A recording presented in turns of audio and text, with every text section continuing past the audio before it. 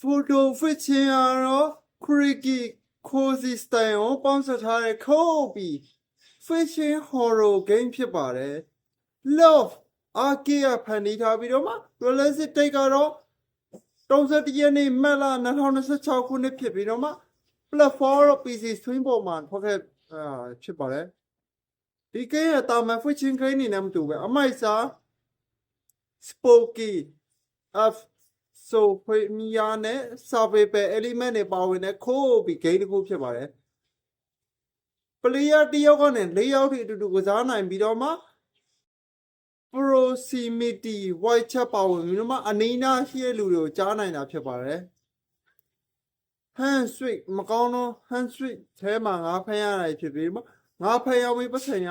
way fit တွေရှာပြီးတော့မှ